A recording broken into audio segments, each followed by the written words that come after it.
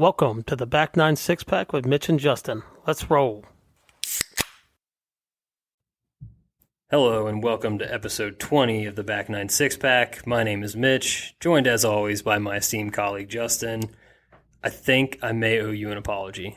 Well, before you give me my apology, and I don't know what you're apologizing for, our podcast is them as legally able to drink. 20. Whew, that's 2-0. awesome. What a crazy ride this has been since the Masters. Look at us. Look at us. Cheers to that. Who would have thought? Insert the look at us gif. my Oh, God. This beer just exploded everywhere. We got trouble. Oh, Jesus. That's not a good start. All right. Yeah. Well, you owe me a couple apologies now, apparently. Number one, apologies for this table. We're going to use my agenda to clean this up. Jesus. This is what happens. So our fridge in the garage went out like 2 weeks ago.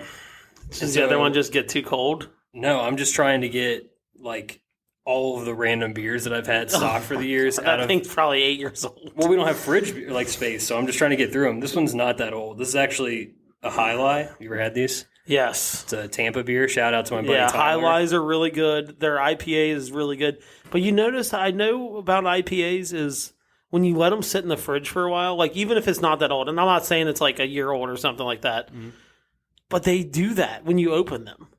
Like I've had that happen to a couple IPAs that were like a couple months old and they're just sitting in my fridge. And it has to be something with the chemistry. So if we have any science nerds out there who want to tell us why that happens to IPAs when they sit around for a little bit, that'd be great.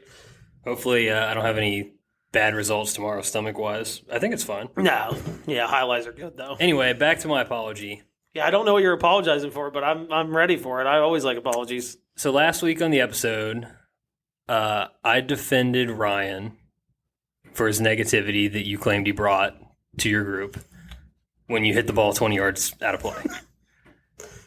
So fast forward to Wednesday night in league. I have an all-time electricity group. Yeah, your group was unbelievable. I'm with Guenth, Stiney, shout out Stiney, he listens, and Dave Emmerich. Just incredible. Great group. Foursome. And we're playing Scramble, so it's even better. Just you're all on the same team. Vibes through the roof. And we got, I don't know, maybe 6 holes in. And I kind of looked at Guenth and I was like, you know what? Justin might have been right. And now, look, there's some variables here. You also were not in this group, so it could be the combo of you two that brings the negative energy. But I vibed my face off last Wednesday immediately after not having Ryan around, after being so frustrated with my game the week prior. I don't know. I might need to apologize. Yeah. Okay, so I will accept your apology because I was right about him being negative before I even hit that drive. But what I will say about our partnership is we have constructive arguing, which is good, right? That's when we're at our best. Like we're arguing for outcome, right? And then there's just arguing to argue, and that's when we're not our best, and that's when the vibes go down a hill fast. Yeah. Most of that day, even though we weren't playing that bad, was just being mad to be mad kind of thing. It was just bad energy. It was. So, but I'll take that apology. I will. Okay. Well, I'll accept it. I apologize until further testing. Well, it's yeah, TBD. We're gonna do that video. We're gonna test the driver theory on that hole. It's coming. Okay, I'm down. It's coming. Anyway, that was my brief apology. Wednesday night was awesome. We'll get to league a little bit here in a second. You did more. You're just gallivanting around the city of Cincinnati playing golf. All these people ask you all the time. They need a fourth guy out of nowhere. Here comes Justin. Yeah. You're like, I don't know. You're like a bad boy from the 90s. I need to start like making people pay for my. I didn't pay today, but like I need to start making like you want me to play in an outing with you? Okay, you pay my way, I'll play. It's like the Joker. If you're good at something, never do it for free. Yeah, exactly. Yeah. We played down at TBC at Rivers Bend. Course was in phenomenal shape considering it's 197 degrees out. Great shape. Played good. We got scorecard playoffs again, where they went from 18 back. And hate to see it. If you say that it's 18 back on a scorecard playoff, you are wrong. And I know that 90% of probably 95% of the club professionals would agree with me. It's the number 1 handicap hole, number 2 handicap hole, 3 until you have a winner. Sure. But for some reason, 2 outings this year, I end up at 2 courses where the club pros or whoever's running the outing does not know how to do a proper scorecard playoff. So we ended up losing because they eagled 18, we birdied, and we lost in an incorrect scorecard. But we went back in the regular scorecard playoff, and we would have won. So, but it was fun. We had a blast. I almost had a hole-in-one today. I told you that. Hit to like 3 or 4 inches.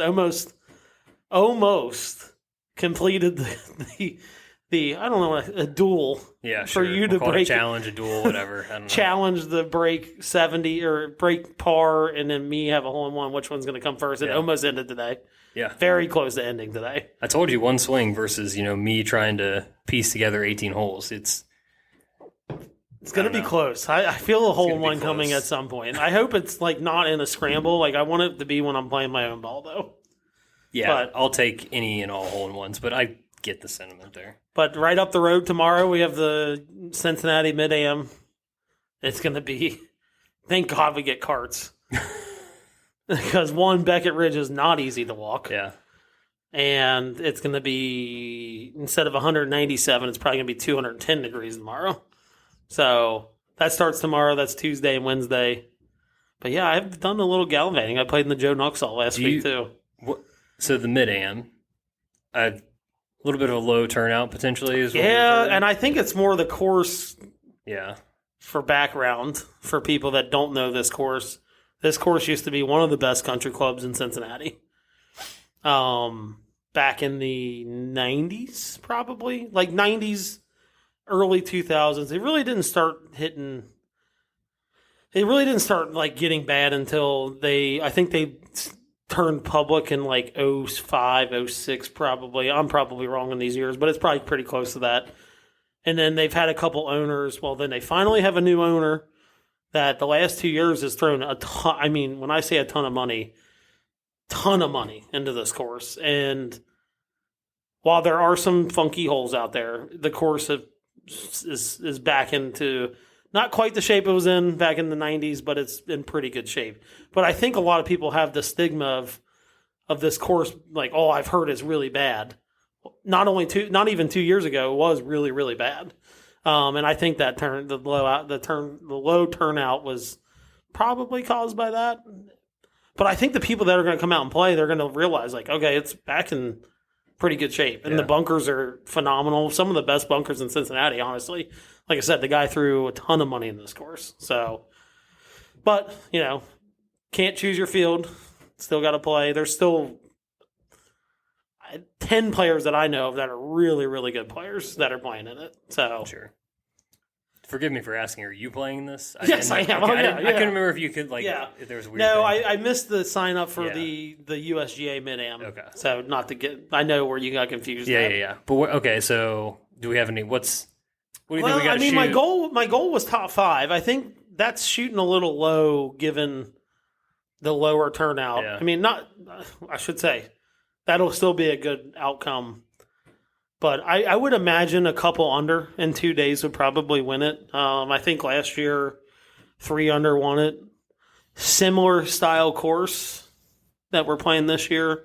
Beckett might be a little harder, so that's why I think it might be a little higher winning score. But I mean, there's some holes out there. I don't know the last time you played Beckett. When was the last time? A long time. Like college, like sneaky hard holes out there. Yeah. And again, like I said, some funky holes too. That kind of, you can not even hit really that bad of shots and end up out of bounds, or it's kind of stupid. But I don't know. I'd be happy with a top 5. I mean, I would love to win it, obviously, but my goal coming into this year was a top 5 in this. So all right, and we've got some really good Mid-Am golfers in Cincinnati. Yeah. I mean, we have. Just to throw out a couple names, like Alex Roger, he played at Pepperdine. He played professional golf for a while. He's played in multiple USGA championships. Hell, Bill Williamson's like in his 40s. He played in front of me in the US Mid-Am qualifier last year, the USGA one, and shot 62. there was not 60. I mean, he won by 9 shots and 18 holes in a freaking qualifier. So seems good. Yeah, and he's won a couple city Met championships and stuff.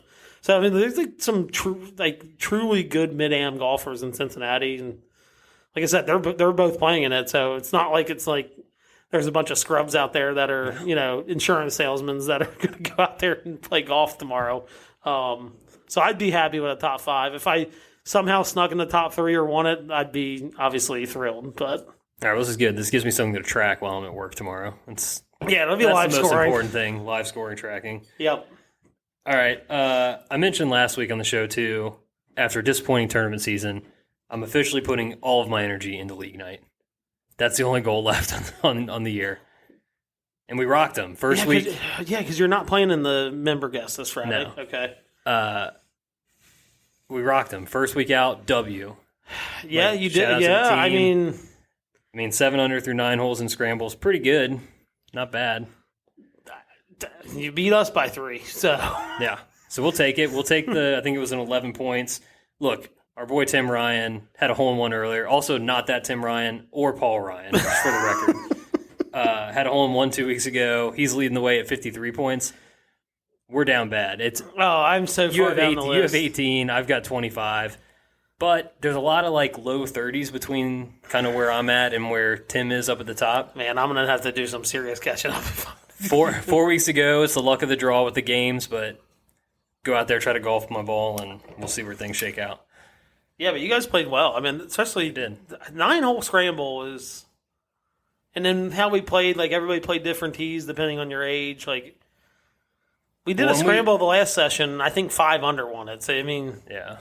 And it was, the different tees was interesting, but we made the joke within our group, I feel like we had 4 B- players. we had no A's or D's or anything. It was just yeah, but that can be good in a scramble because there's no low points in the 4 people hitting. It's it's all decent. Oh my God, I almost left out the most critical part of this whole story.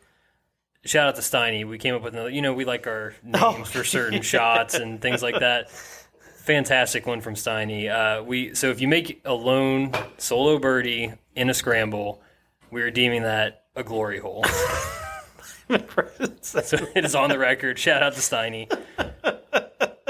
Hopefully lots of glory holes out there. I can't believe scrambles. None of us thought about that. No, it was beautiful.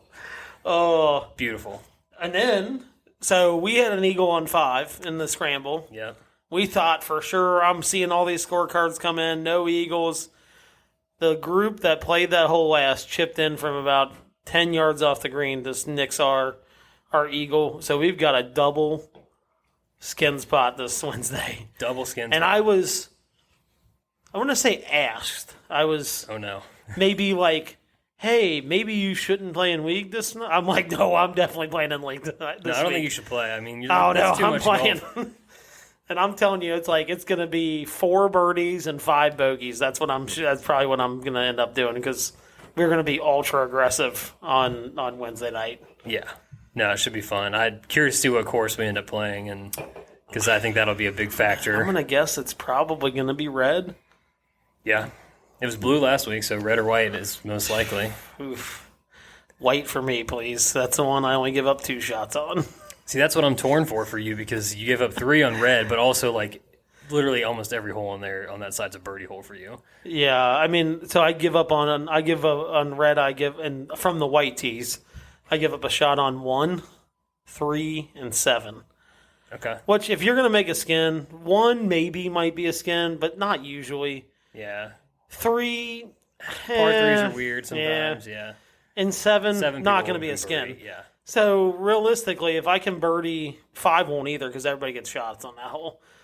But 4, really, it comes down to almost a 4-hole. Yeah. Okay, I either have to birdie 4, 6, 8. Everybody gets shots and you got to eagle it. Yeah, but I'm pretty sure we'll do gross and so really 4, 6, and 9 are the ones where it's okay. So 3 holes that it's if I birdie one of those, I have a chance at, especially 9, I'll have a chance at a skin. Yeah, so that's the problem is I feel like red is just, we might roll the skin spot again if we play red. It could happen. White makes it a little. There's tougher holes, so there's especially the par. If you birdie a par 3 on the white, par 3 on the white's good. Obviously, like 4, that's a tough hole. 7, 8, even 9 sometimes, right? Yeah, like 7 definitely is. If you birdie that, it might be a skin. So I'd prefer to do the white, but we'll see. Yeah, we'll see how it shakes out.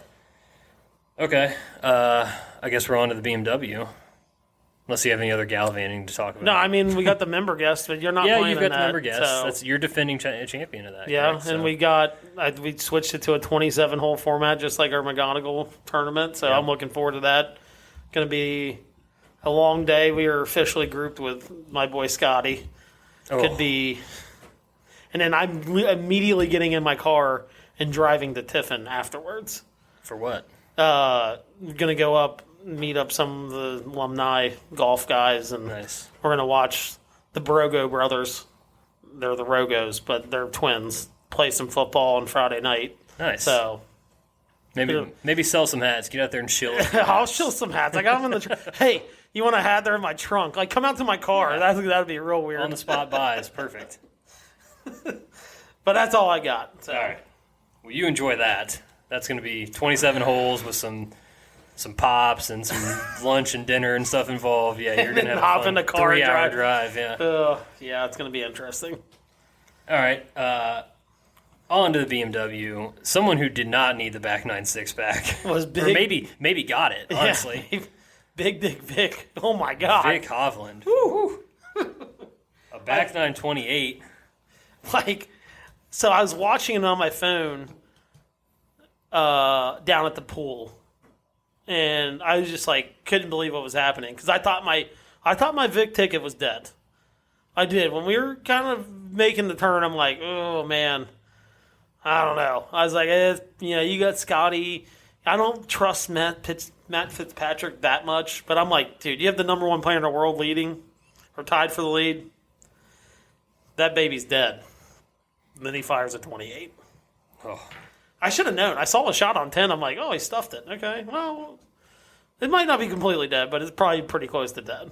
I'm sure you saw some of the tweets rolling around yesterday and today, but a couple that stood out to me. So did Bob Herrig, his birdie putt lengths on the back 9. Oh, they were sick. That he made, the ones that he made.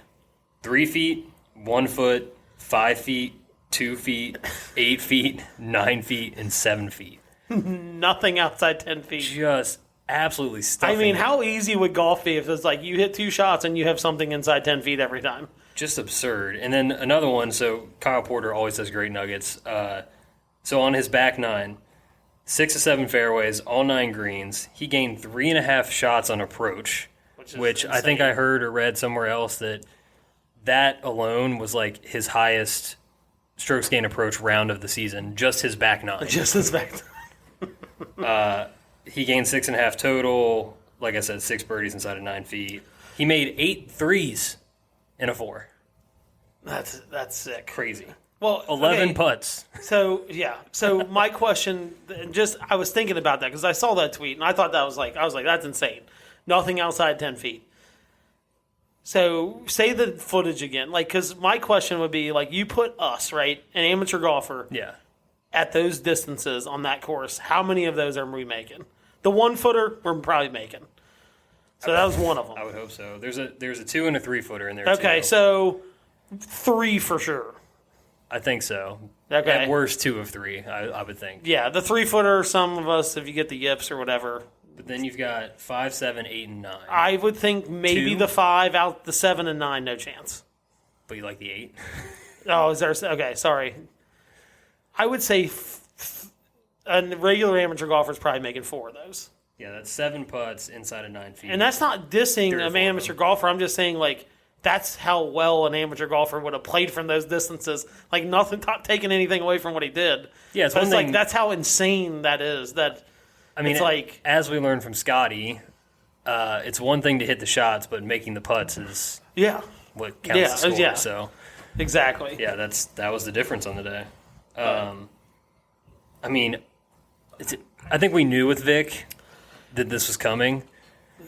It's been a big jump for him this year. 2, winning the Memorial, winning the BMW Championship here in the playoffs. close calls in the majors, really upped his game. I still worry about the short game, the chipping, especially. He's even said, like, the Bermuda. Like, he prefers these northern grasses and stuff. Because it's what he's used to. Yeah. So, depending on where the courses are and stuff, I mean, if you get him off of Bermuda... Could be pretty good. Next year. And they don't play a lot. I mean, they played the U.S. Open with Bermuda rough this year, but they don't really play... We don't really play majors in Bermuda areas, I mean, for the most part. No. Most of them are Eastern Corridor, Midwest. I mean, if they go out west, they're playing on BOA. Yeah, right. Yeah, so I mean, you got to think it's coming soon. I mean, eventually he's got to close the door on the major thing, but because it's good right now and it's really good, and he terrifies me for the Ryder Cup. I was just gonna say, he's got the feeling of someone that's going to go in and just absolutely ransack, and it's gonna, it doesn't even matter who he's playing against. He's just gonna ransack somebody, whoever's on the other side, and it doesn't matter if it's Scotty, anybody. Just look at that leaderboard yesterday. It was Viktor, Fitzpatrick, Rory. Rahm's been kind of off lately. Yeah, it's crazy to think though. It's like out of the top 4 or 5 players on the European team, I think Rahm would probably be 5th right now. Like how he's just actually playing. Because he's, shit. Tyrrell is like playing really well. He played well again this week. I mean, he played decent this week. He's playing better than Rahm is right now. So it's, and that would be the one guy you're probably like, oh, he's probably 3rd. And it's like, well, Justin Rose had another good week. Yeah, Justin Rose is back up there. I mean, it's going to be interesting, especially looking at that leaderboard. It was like all the guys that we're expecting to be over there. We'll talk Ryder Cup in a minute, but I'm starting to get feelings that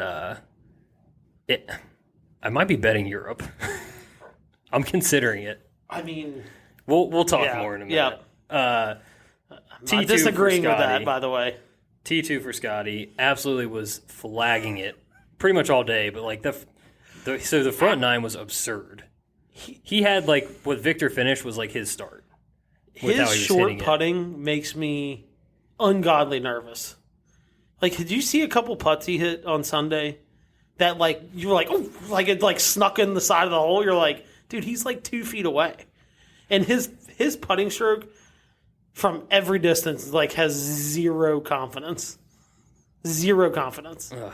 I mean, when you're sneaking 2-footers in the edge, that's a problem.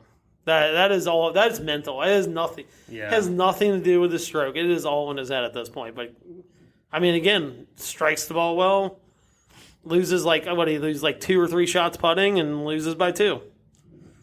So this tweet's been making the rounds today, but it's from Rick Gaiman at Rick Run Good. There are 31 golfers who've gained 50-plus strokes from tee to green this year. Only 3 have gained 100-plus. Scotty Scheffler is the only one who has gained over 125. He's gained 214 strokes tee to green. And you know how frustrating that's got to be. Like, it's absurd. He's lost 20 putting and gained, like, you can see this chart. I think I saw that tweet. I didn't like dig into it. That's Scotty Scheffler. Here's everyone else. Like, that is absurd. That's crazy. And it's got to be frustrating, too. When you're hitting the ball, I don't, like, as a golfer, I don't know if there's anything more frustrating than hitting the ball really, really well and then being lost on the putting green.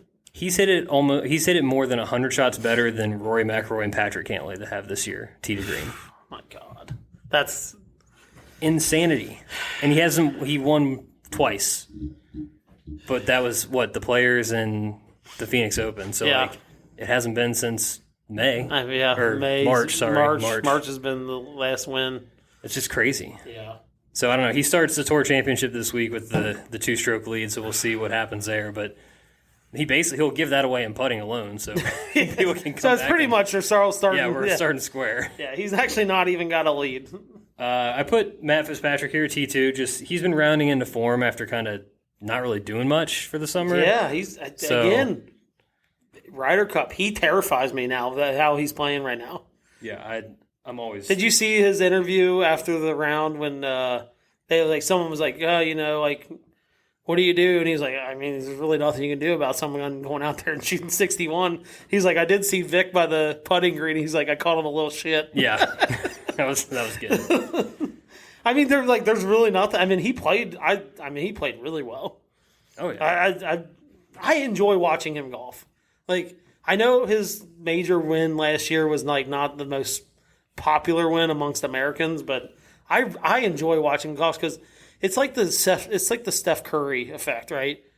He looks like a regular guy. Like, Rory's kind of got like he's smaller, but like he looks like a professional golfer. Right. Like Matt Fitzpatrick looks like you're the kid that just trying to sell you lemonade on the corner.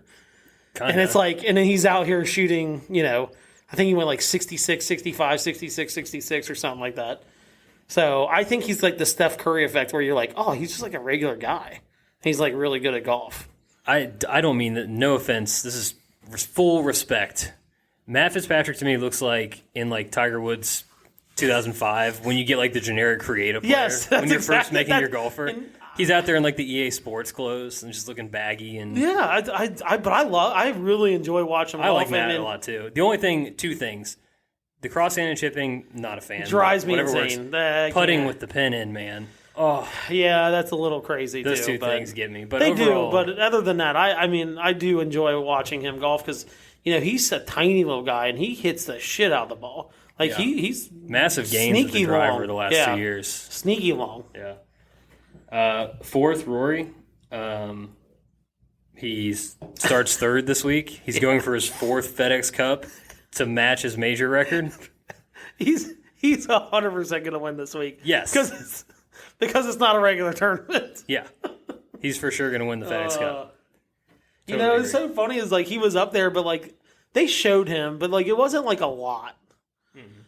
But the one time I remember seeing him on Sunday, maybe it's just the only thing that sticks out in my mind. He tried to pitch out and literally like dribbled it like 20 yards, and he was still in the rough. I think it was on 9. He had an epic chip in on the first round after like a crazy punch out through the trees. Oh yeah, I saw that. It was really cool.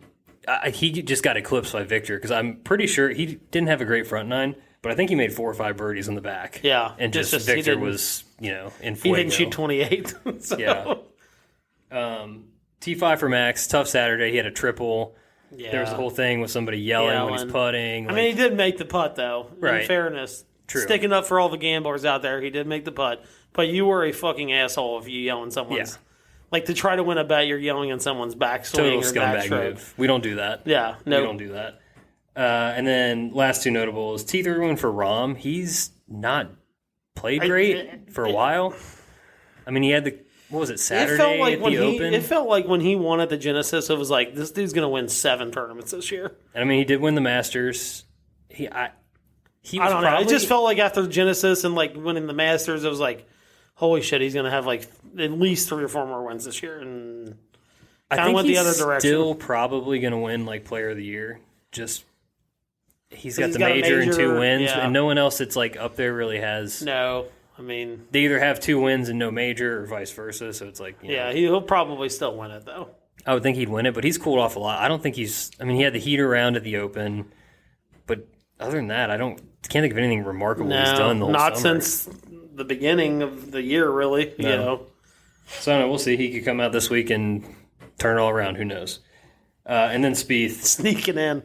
My God, just backing his way in. Did you see the video of him after the round? They're like, well, what's the chances? They're like 50-50. Yeah. It's like just bogey the last 2 holes.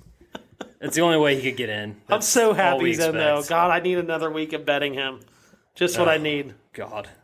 I don't know what the bet would be. God, we just glazed right over it. I had a Viktor Hovland ticket this week. Well, congrats. Shout out to me. Good for you, man. Cool. Oh, God, golf betting has been a tough scene. Just another week that we can bet Spieth. Yeah, that's all. Just another $5 I can throw out the window. But last thing on the BMW Championship, who needed the back 9 6-pack? This one seemed pretty cut and dry to me. I didn't even put 2 100%. I scrolled down the leaderboard, I saw it, and I was like, that's it. We're done. I didn't see the breakdown of it because my app was, my web page was being dumb, but I saw the score, and it was the only one in the 80s. Yeah. And, like, you get it. Like, when you got a field of 50, I mean, it just kind of is what it is. Taylor Moore finished 49th, and probably only because Hideki withdrew. 18 over total, but... Which, by the way, coming off a week where he was, like, leading going into Sunday.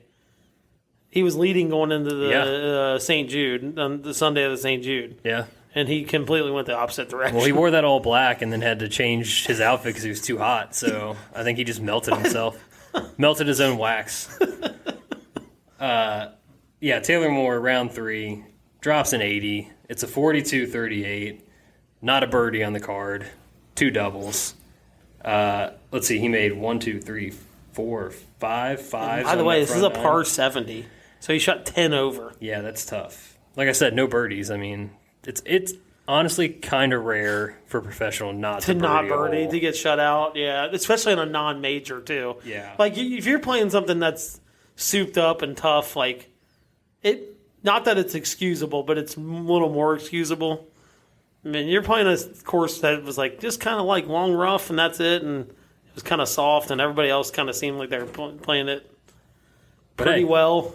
He made the Tour Championship this week. So I saw that. Despite that. He does have a win this year. Yeah, he's got a win. He's coming in 21st at the Tour Championship, so good Wow, on he him. didn't even like sneak in. He's just in. No, he's in. And on the way, collected a back 9 6-pack. By the way, further, I'm harnessing this information for our Ryder Cup discussion because that is going to be used when we talk about it. Okay, well, first, FedEx Cup, Tour Championship, $18 million on the line. Top 5, right? So Scotty Scheffler starts at 10 under, Vic is at 8 under, Rory 7 under, John Rahm 6, and Lucas Glover, your boy, hell yeah, 5 under. Question: anybody outside of the top 5? Absolutely not. Chance? I don't know. Since they've been doing this new format, I'm pretty sure no one outside the top 4 has ever won it. I think the only people I'd give a shot would be like playoff Patty. He starts Xander. 4 under. Xander's like top 10 too, right? Xander starts 3 under, and he's like a East Lake killer. He does play well there. Those are the only 2 that kind of stand out to me. I mean, possibly there is like Matt Fitzpatrick if he gets a hot putter, Wyndham Clark, Brian Harmon, those 3 guys all in a row at 4 under. If they putt their ass off. I mean, Brian Harmon is look, he is. He's officially a habitual line stepper. He knocks some. Yes, he is officially. He knocked some rust off at the St. Jude, but man, I think he played pretty good this week. Yeah, and it's like I could see him with that putter getting hot. And it's I left him off the list, but he was T5 with Max, so he was. Yeah, and he's officially on the Ryder Cup team. Yeah, those are kind of the guys that I would say outside maybe of the top more 5. say more so because of like this year. It's like usually the top 5 is just like. I mean, you have Lucas in there, who's not usually in there, but it's like it always feels like there's one guy that's like near like first or second that is just playing so well. You're like, it's going to be impossible to make up 6 or 7 shots on this guy. I don't feel that way this year. Are we both predicting Rory win? Is that what we're doing here? It only makes sense. I'm doing it. You get $18 million on the line, he's going to win. He plays well at East Lake. Obviously, he's won 3 of these. Yeah, he plays the course really, really well. I feel like East Lake's probably Bermuda, so maybe it's Bermuda rough. Vic has to chip a little bit, could get weird. Yeah. And like I said, Scotty's going to give you 2 or 4 shots putting. So yeah, like I said, he's already probably at -8 because because of putting. So John Rahm's going to win then, right? Is that all right. No, I mean I would say. It's pretty safe to say that someone in the top 5 is going to win, but there's definitely some names back there that if they won, I would not be surprised. Like if Xander won, I'm like, oh, okay. Like he's a world-class player. He's a top 10 player in the world. He can make up a 7-shot, lead or deficit pretty quickly. Right. So. All right. Are we ready for it? Yeah, let's. Look. This is becoming a weekly segment at this point. It has to at this point now. So we do have set rosters now. I mean, that was the last. So Europe waits. So we got another week or 2 with Europe, but we can talk strictly U.S. team for this. To your point, the top 6 has now been locked. So Scotty Scheffler, Wyndham Clark, Brian Harmon, Patrick Cantlay, Max Homa, and Xander Schauffele are automatic qualifiers. Yep, notable dropped out of the top 6, Brooks Koepka. Yes. Which I still think he's a lock. I mean, you won a major, you played well in the rest of them.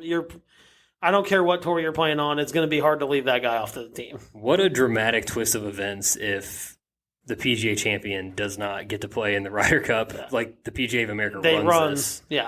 Would be wild. It's not going to happen. But it's not going to happen. There's no way. Okay, so this is, like I mentioned earlier, I'm considering betting Team Europe. Part of it is Brooks has already come out and said, like, he doesn't think JT should be on the team based on his play. Like, already chinks in the armor of this squad.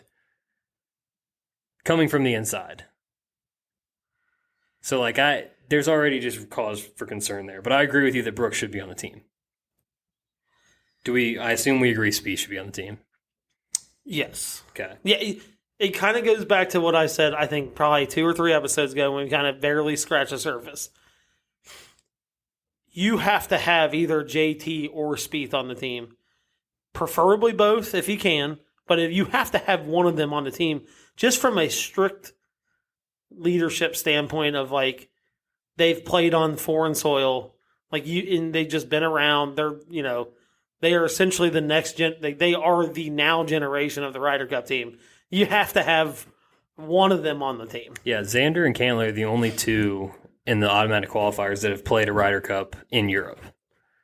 And you've got 3 rookies. Yeah. And just from a standpoint of like how many he's played in too, and like President's Cups, you have to have he's on the team. Okay. Now, let's move on to Cam Young. Okay, I'll let you do this. Go ahead. You were 42nd in the FedEx Cup. You didn't make the Tour Championship. You haven't won anything. You're fucking gone. Out. There is no reason he should be on this team. Zero. And then tell me how. We just talked about it. Taylor Moore made the Tour Championship. Taylor Moore is not even anywhere near on this list. Like, you can't.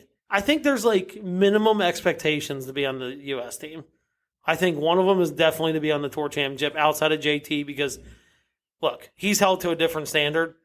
He has a little more leash because he's got 2 majors. He's got a proven track record of winning. Pretty simple. But when you don't have a proven track record of winning, you don't get a leash like JT does. You don't get a leash like Jordan Spieth does. Like, you just don't. So if you didn't automatic qualify and you have no wins on the PGA Tour, you're out. That's just my feeling behind it.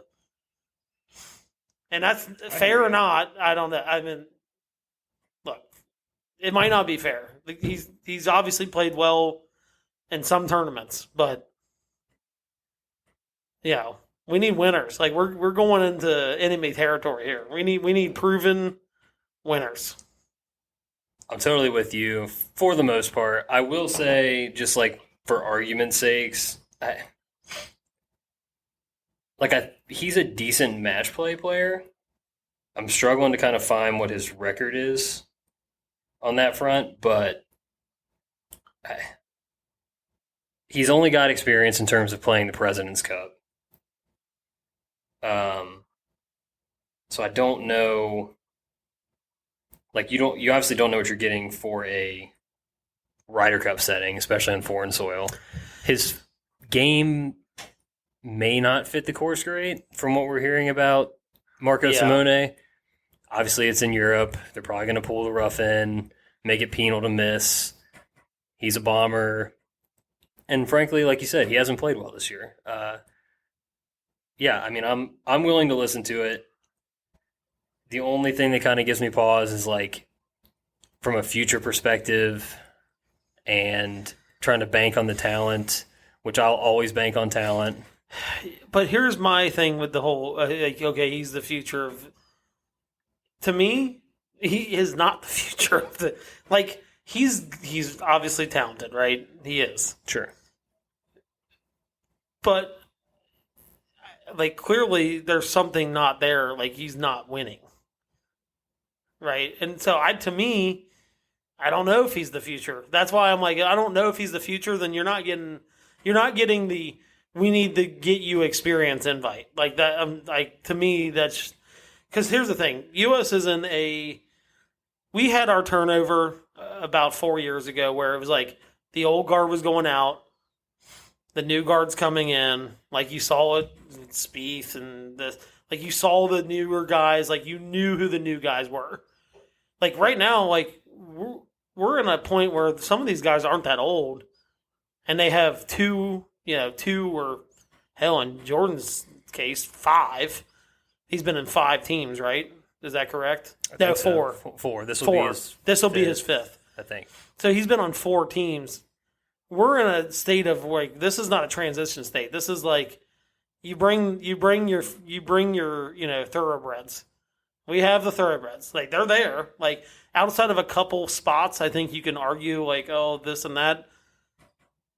Cam Young is not a thoroughbred. He's not one of those thoroughbreds sitting in the barn. Okay, well, let's do this then so we can talk it through.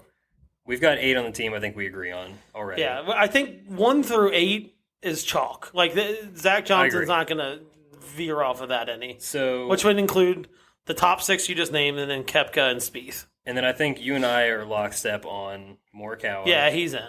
Yeah. And Ricky. Yeah, and I would agree with that. Yeah, I think Ricky, after winning in Detroit, I thought that was like his ticket. When he's just had such a balanced, he's just well-rounded season. And he really doesn't miss many cuts. He's got experience. I think he's a worthwhile pick. So that's 10 players. I am of the belief JT is on this team. I would agree with that. So that gets us to 11. Yes. So realistically, you're looking at, for one spot, you have Cam Young, Keegan Bradley, Sam Burns, and not Denny McCarthy. We're just going to skip over him, and Lucas Glover, just because of how Lucas has played over the last, 32 rounds or whatever. I think he finally shot a round in the 70s this week. Yeah. He had 1 in the last 27. I think he had 2 this weekend. If Lucas Glover wins the Tour Championship, I'm going to be apoplectic because he is going to be on the team. And I think it's going to come at the expense of JT and not Cam Young. Really? You think? I think it would be close, but we've already heard rumors that Fred Couples and other people were saying that Cam Young's they've already told him he's on the team. I'd be very nervous for JT if Lucas Glover wins the Tour Championship. I don't think they're taking Lucas Glover. I think they're taking Cam Young, and I think that's the pick that I would make. Yeah, Sam Burns is too unpredictable. Sam Burns is a winner, but he is truly you're either going to get the ceiling or the basement. Yeah, he for him, if he was on the team, it would be okay, he's going to play in 4 matches. He's either going to go 4-0 or he's going to 1-3 it. The only 0-3-1 it or so. He's not going to It's going to be either here, or it's the highest of highs, or he's going to get smoked out there. The only thing I could see is if they throw Scotty Scheffler a bone like they do with JT and Spieth, and they let Scotty say, hey, I want my boy Sam on the squad because they're boys. Yeah. That's the only way I could see that working out, and then Cam Young being left off. I just think they're going to take that top 10, basically. Yeah. And then grab Ricky and JT from beyond. If as a longtime Zach Johnson fan, hashtag my captain. God. If there's anything I can say about him, he is someone that's not just gonna. He's gonna take JT because to me taking JT is not controversial. You're taking him as and he said it. If you get time, listen to Subpar. They had him on this week. I know. I started and haven't finished yet. And it's a great. He didn't tip his hand because they were kidding with him. All right, next question. So who's on the team? They were kind of kidding with him or whatever. But he said it. I think this is why. I think it's almost a guarantee that JT's on the team because he said it's not about taking who we think are the 12 best players. It's about taking the best team over there that gives us the best chance to win. Right. To me, that is him swinging the door open and going, JT's going to be on this team whether you think he should be or not. 100%. Because that to me is we're bringing a locker room guy even though he's not in the top 12. I don't care how they've played. Just imagine being Zach Johnson and putting Lucas Glover up there over top of Justin Thomas right now. I wouldn't put him over Justin Thomas. I'd put him over Cam Young. There's a better argument there for sure, obviously. But when he said that on hold on, are you taking Lucas Glover then on your team instead of Cam Young? Yes, that's 100%. What your pick is. I'm not a big Keegan fan. I don't think he's playing that well right now. Yeah. He doesn't. He has a bit of a leash because he is a proven winner. But like, I think when it comes down to that, you're just like, who's playing well right now? Like, if you're gonna, for guys like that, like Keegan, Sam, and Lucas Glover, if that's truly who you're deciding between, you're like Cam Young's out because he's not a proven winner. You're just like, okay, they're not all the same, but it's like, who's playing well right now because they don't have that track record. You can go back for JT and be like, well, he just won a major last year. Like, yeah, and his match play record. Yeah, like his match play record just speaks for itself. But it's like, so if you're comparing that, it's like, okay, which one of these three guys is playing the best? Well, Lucas Glover's playing the best right now. Clearly. I mean, he won twice in 3 weeks. So, I don't know. I mean, but when he said that on the podcast, I'm like, oh, it almost guarantees that JC's going to be on the team when he said that. Yeah. Because he's like, it's not about taking who we think is playing the best right now or who is the top 12. It's like, who's going to make the best team that gives us the best chance to win? Well, that clearly means, and here's the thing. Do I think JT goes over, like when he's on the team, does he go over and play 4 or 5 matches? I don't think he does. I think he brings them to be on the team. I think he plays 3 matches. I think the plan would be starting He's out. going to be a bench guy. I mean, no, I don't think so. I think the plan would be he's going to play 4 or 5. Or it's like you play. Bad, I was gonna say, or you play him the first round. And you're like, hey, like go earn your spot in the next 3 to 4 matches. Honestly, right? You know what? I take that back. The last 2 Ryder Cups specifically, they've been super disciplined with who has played and when. And they've played pretty much everybody 4 matches or 3 matches. They haven't really played anybody 5. I think maybe Xander. And he said this is again great podcast because we don't know the scores. And Zach Johnson was like, look, this is a tough course to walk. It's got a lot of elevation change. The idea behind it is no one's going to play 5 matches. Like, if we can make it, it's like we're really going to limit guys from playing every single match. Mm-hmm. Just because it is a harder walk. I mean, even though they're not carrying their clubs and it's probably going to be tougher on the caddies than it is the players. But ideally, he was like, we don't, with how tough of a walk it is, like we don't want guys out there playing 5 matches. Yeah, I think they'll and I think the American team has that leeway because they do have thoroughbreds where it's like, here's our 12 guy, have fun. Like he's still a top 15 player in the world. Yeah. We have that, luxury. But that's why I think they'll have a plan and they'll stick to it. And it's basically just going to be if the guys show up and play well or not. I don't think they're going to deviate mid-term. No, and another cool thing that I didn't even think about, and I don't know why I didn't think about this, but he goes into how they use a lot of analytics on how they pair people up. Obviously, if JT plays, he's going to be with Jordan. Like that's, you have your certain matchups that they just like from a standpoint of like they've been playing together forever. They play well together. But they were like, there's a company they've hired back in 2015 that does a lot of analytics, So, new guys on the team, right? Like, hey, I think Wyndham Clark would play really good, alt shot with Xander Schauffele or Colin Morikawa or whatever. Mm-hmm. Like, they do that. And he even said, he was like, I've been on teams where we've gone against it and the analytics guy, and they get smoked, and the analytics guys are just like, we told you. Like, we told you that wouldn't be a good matchup. And then he's like, we've gone against it, and it's worked out well. So, who do you play Brooks with? Himself. Hey, Brooks can play all 2 shots by yourself. I was thinking about that the other day. No, probably like someone that obviously is like Brooks is a self-proclaimed type A personality, and he is. So you almost have to match him up with somebody that's not that, or they're going to butt heads. I think Homa would be a really good match for him, just because Homa's super, they're both super chill, but it's on different way. Like Homa's he's not a type A. They're not gonna butt heads, anything like that. I think you're going to get Max and Colin. Could be, the two golden, the Cal Bears. But I think from a standpoint of like, hey, I think this is what Cam Young might be for. If you put Patrick Cantlay with Brooks Koepka, Brooks Koepka might jump into the ocean and kill himself. Yeah, he'll just quit He's like, hey, have fun playing 4-ball by yourself. Yeah.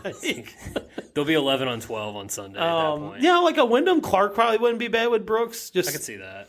Maybe even a Brian Harmon, I could see Ricky. I mean, Ricky would be pretty good with him too. I mean, I don't know. He's a tough person to match up with. I know. It really is. Well, last Ryder Cup they had, Daniel Berger who played that role. They were both, Florida State guys, and I think they hang out a bit in Florida. So I don't know. That'll be we can get into that more. I think we're going to do somewhat of a Ryder Cup like recap of last time just to prepare ourselves for this time and just kind of see how the teams have changed and preview the tournament. So we can talk about all the pairings and all that stuff then, but just something interesting to think about. But just real quick, like I agree with you. Not from a standpoint of like I think there's like a riff in the team. I just think that some of these European guys are playing really well right now, and they terrify me. We just haven't. I don't even know the last time we've won in Europe. But shout out to Dylan, because I do want to add this, and I said this before we came on. He listens, ex-teammate of mine.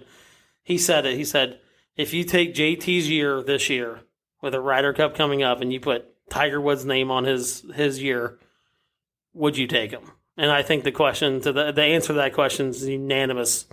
Absolutely. Yeah, I mean, Tiger's Ryder Cup record is pretty disappointing for his level of player. Granted, a lot of that not his fault. It's a team event, but yeah, I mean, you're taking Tiger Woods no matter what. So I think that's kind of what makes that question tricky, but for sure. Yeah. I'm taking JT's year as it is now with it being JT. So, like, I'm a tough person to ask that question to, but I get the point. By the way, you guys hate on Zach Johnson, and we need to talk about this real quick. Oh, my God. Because you guys hate on him. But what still blows my mind, and I knew this when he got picked to play, the dude's been on 5 Ryder Cup teams. What's his record? Do you have any idea? 8-7-1. He's above 500. Okay. So I would like an apology to Zach Johnson. I'll tell him. I'll never apologize. I mean, his accidentally hitting balls off the tee is the bit. And he actually, you got to listen to that podcast because he goes over and his wife goes, Zach, you have to stop. This is the only thing you're going to be remembered for. The only thing, not your 2 majors, not your 8-7-1 Ryder Cup record, not being the Ryder Cup captain. The fact that you cannot not accidentally hit your ball off the tee on tees. The only thing I'll give to Zach Johnson is he had, of all of the players that have won 2 majors, he's got the sickest 2 major wins. Oh, 100%. He's Open at the Old Course and he's got exemptions for the rest of his life. Yeah. So, number one, he's playing, I think the Open is like till you're 65 or whatever. Yeah, it's not all. Basically, all the rest of your professional playing days. Yeah. And obviously, the Masters is, a lifetime. But, like, dude, he won, not only did he win the Open, he won it at the Old Course. Like, yeah. I mean, it's like 2 of the best major wins you can possibly have. So. Yeah, but I was shocked. I knew he played in 5 Ryder Cups. I did not know his record because I think I texted it to you guys. I'm like, holy shit, dude, he's over 500. So what's that? 16 matches in 5 Ryder Cups? Week. Riding the pine. A lot of those. Look, who were his partners? I want to know who his partners were. He's getting carried, I feel like. The hate. You know what? Yeah. When he wins on foreign soil, I don't want to hear it. I'll be there to celebrate. I've been on this bandwagon for a while. I've been on the bandwagon since he won at the Masters. I've been a Zach Johnson fan since he won at the Masters. Look, I think he's going to get crowned by the fact that Luke Donald's the captain and not Henrik Stenson, because Henrik just would have been out there putting him in the fucking locker, stuffing him in a Yeah, they are kind of like the same person, aren't they? Dude, him with like the hater blockers on out there, just massive Swede versus Zach Johnson. Oh, he's getting crowned by going up against I don't like the hate that Zach's getting.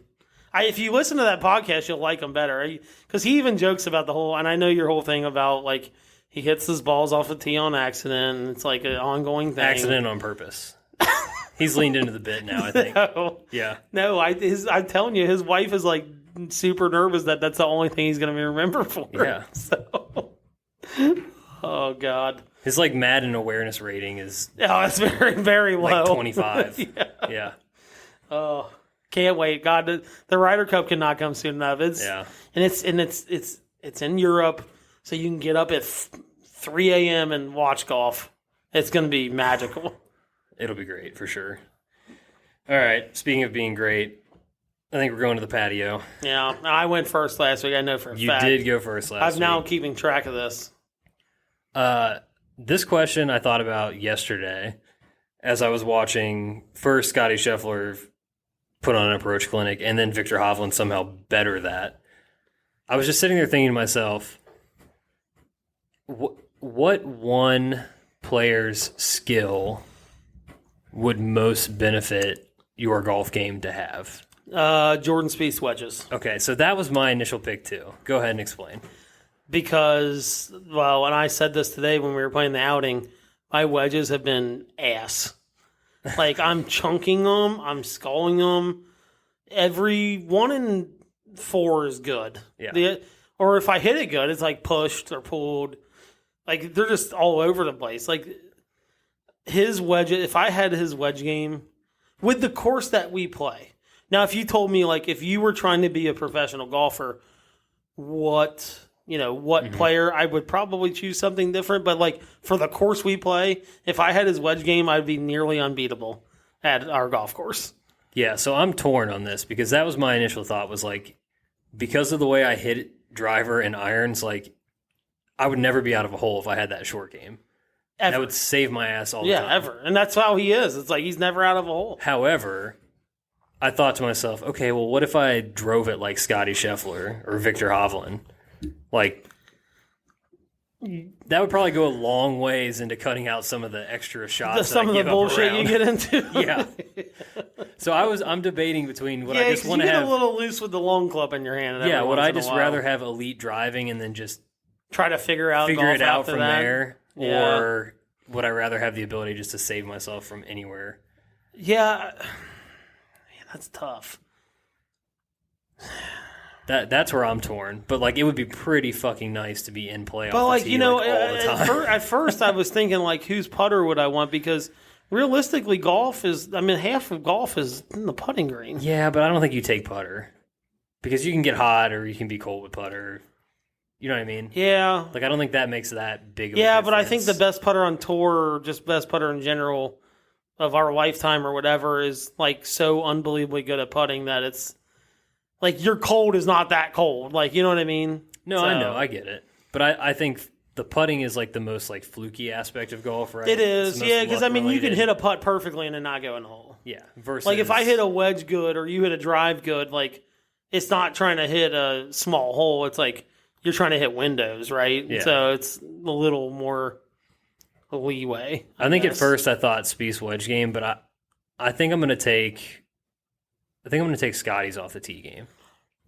Yeah, that's right not that now. bad. Yeah. Because he's someone that actually, like, he can work it both ways pretty effectively. Like, Vic, I don't know how, but obviously, he can. Vic's a machine, obviously, but I think he pretty much exclusively plays a fade. Yeah. Scotty's more of like an artist, kind of like Tiger would, work it both ways. Yeah, yeah. But no, just off the top of my head, I've always said, I'm like, man, if I could have his wedge game, like, it would be so awesome. And I can't take somebody's iron game because if I'm behind the trees all around, it won't matter. Yeah, when you don't have a full swing, you're hitting punch outs all day. That doesn't really matter that much. Sure. No, I like that. I think that's fair for both of our games, realistically. I think so too. So, okay. So my question, and I can't believe when we were talking about this question, I decided to ask it tonight. I had to go back in my mind because I thought for sure that this question would have been asked by now, but it hasn't. What is your worst? And by the way, this kind of comes because I was talking about it, but we saw the guy that lost the bet in the 9th inning when the Yankees blew a 5-run lead. Ooh. So what is your worst gambling beat that you can remember? Oh. Mine was pretty recent. Mine was last year, like into last year. Was it the Kentucky basketball thing? Oh, God, that's I'll so let you good. explain mine, and then I had to go back and watch the end of the game. No, you explain yours real quick. Okay. Yeah. So we're in Vegas. When we got done with our tournament, I was coming back and, like, taking a quick nap. But we got back and like Kentucky was on, so I'm like, all right, I'm gonna go down. I'm gonna shower real quick, go down to the sports book. I'll catch catch the second half. So I go down there, and there's about 4 minutes left. Our golf pro Sean that was out there with us comes down and sits next to me, and I obviously had money on the game, pretty heavy chunk of money on the game actually, because I'm in Vegas. I'm like, we're gonna ride high here. Mm-hmm. It comes down, 4 minutes left in the game. They're both in the 50s. No. Yeah, they were both in the low 50s. He goes, he's like, what do you have on this game? I was like, I didn't take the line. College basketball that early in the year, you just don't know. I think Kentucky was favored by like 4.5 or something. I'm like, I didn't want the line. I was like, but I saw 141.5. And if anybody knows anything about college basketball, knows that Michigan State, people just don't score a lot of points against Michigan State. They muck up the game. They Izzo ball, they muck it up, they foul. Not a lot of scoring. It's just hard-nosed basketball, right? So they're in their 50s. Sean comes down and he goes, and he's like, well, what's the over-under? I said, 141.5. He goes, oh, you're fine. Oh, this is in the bag. That's what he says to me. Okay? In the bag. So we get to the end of the second half. Kentucky goes to the line, up 61-60. Okay? Still well under that line. They get 2 free throws. Guy misses the first one. We're still fine. Just make this one. Get a stop, whatever. You win. It's 122. He makes the second one. They come down. Kentucky blocks a shot out of bounds. So they're inbounding the ball with 4 seconds left under the hoop. They're running all around. I don't fucking know what play Izzo drew up. The guy gets a wide open layup, lays it in. It's like, fuck, we're going to overtime. We're still fine. We're at 124. The way these teams scored in the second half, there ain't no fucking chance. They're going to score more than 18 points in the first overtime. So we get in the second overtime, or the first overtime. So we have one blown inbounds play already. That cost me. The game would have been over. Hell, you make the free throw, the game's over. They got to make a 3, Yeah. Same sequence. Same guy goes to the line. They're up 1. I think it's 71. No, it is 70-69 at this point. Misses the first one. So now I'm sitting here and I'm thinking back. Sean tells me, it's in the bag. Blah, blah, blah, blah, blah. Makes the second one. They're up 71-69. Now they're inbounding from the far baseline. They run some fucking shitty-ass play. They make 3 passes. Guy goes in, dunks it, over. I lose. I look at Sean, I say, get the fuck out of here. 142, game over. Then I had to watch the second overtime and watch my team lose. Yeah. After having 2 chances at it. That's brutal. I lost my under and I lost the game. That was fucking horrid. I'm sitting there in a recliner. I swear I could have sunk into that fucking recliner at that point. Yeah. Just ultimate beat. That's bad. That's really bad. Betting's only been legal for a year now or so? I guess it's January. So I don't really have. I try to forget the ones that have happened recently, so I don't really have one in recent memory. What I do have is a DraftKings story. It's from 2019. This is a Monday Night Football game. Just a terrible game. Giants and Cowboys. Oh, God. Some people might remember this because, and this is why I tell this story, the game was stopped for 2 minutes because a black cat ran onto the field. At the moment in time... by the way, hold on. I feel like the Cowboys-Giants game, that's the only game that would happen in. Sure. But continue. At that time, I was in first place of a DraftKings tournament, winning $2,000. There's less than 2 minutes left in the game, I'm pretty sure. And it's whatever. The Giants have the ball. They're dinking and dunking. The way it's working out, I'm in great shape. We're good. Cannot get beat because we're just dump offs to Saquon's only helping me. Stuff like that's happening. Daniel Jones running around doing whatever. I don't remember if it was an interception or a fumble. The Cowboys get a turnover, and instead of just like going down, they run it back for a touchdown. I lose. I go from winning like $2K to like $50 because all these people play Cowboys defense because the Giants were so shit. So like the black hat is like just haunted me for years at this point, and I haven't been that close again since. I think I'm cursed, truly. But I will say this far worse story. I don't remember how much money was involved in this, but it was a lot. Our buddy Trevor had a parlay on the weekend where the Bills and Chiefs played in the divisional round. I think it was 2 years ago. Yeah. The year the Bengals made it to the Super Bowl. Yes. Like thousands upon thousands of dollars he would have won. But he had placed the bet out of state because it wasn't legal here. So he placed it in Indiana. So he didn't have like a cash out option. He would have had to drive to Indiana to go get it. That was the game where the Chiefs scored in 13 seconds to beat the Bills because the Bills did not squib kick it. And he lost that bet. Just fucking brutal. I love misery. And misery loves company. But, in fairness, though, you did win a lot on DraftKings because some fucking stud-ass wide receiver from the greatest university in the history of universities scored 3 touchdowns. And I want to say it was only 3 touchdowns he scored all year. Yeah, shout out Nate Washington. An absolute king, a true GOAT. So your DraftKings bad beats are like, yeah, I know. But it was like, it's still bad though. The black cat, running out, and you fucking chef's kiss on that. And then story. They run back a fumble or whatever. A fumble or an interception from Daniel fucking Jones. Oh God, he's brutal. The worst. Yeah, it's God. Well, thanks for bringing back all those harsh memories. Hopefully, Trevor doesn't mind me telling his story. Oh my God. I don't even know where to go from there. I don't either. I'm like sweating because I'm like, now I just feel like I need to place a bet just to see if something bad happens to me. I'm so ready for football. Bring it. Bring it. Yeah. Yep.